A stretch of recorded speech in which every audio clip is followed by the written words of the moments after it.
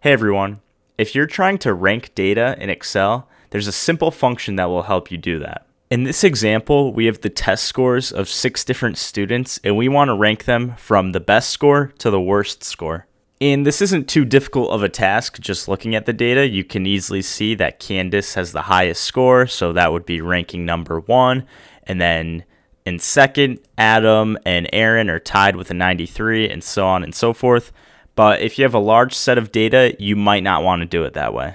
So all we have to do to rank this data is go into Adam's ranking cell in D3, and we can type in equals and then RANK for the rank function, and we can open our parentheses. And the first thing we're going to select is cell C3 because we want to be ranking Adam's grade. Then if we add a comma, it's going to want to know what we are ranking this against.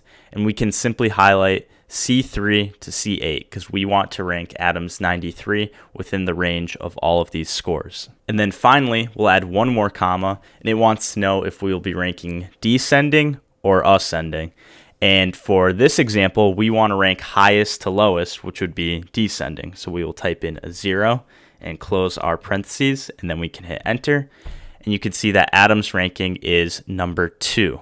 Now, in order to be able to drag this function all the way down, we want the range from C3 to C8 to remain the same. So if we go back into our function, we will add $signs before the C and 3 in C3 and before the C and 8 in C8 and then hit enter. That means when we drag this down, C3 will change to the corresponding grade of the name in that row, whereas the entire range will stay the same. So let's grab this function and drag it all the way down.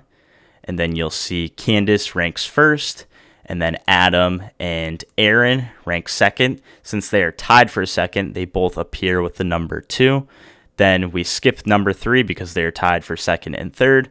Bernie 4, Frank 5, and David in 6 with the lowest grade. And just for the sake of showing you how it works if we change from descending to ascending, let's change the 0 to a 1, hit enter, and then drag that function all the way down.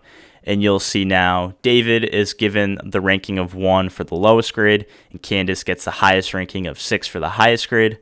We'll undo because that doesn't make sense for this example, but just so you know, that is another option. And that's really it. The rank function is a simple and easy way to organize scores and other data points in Excel.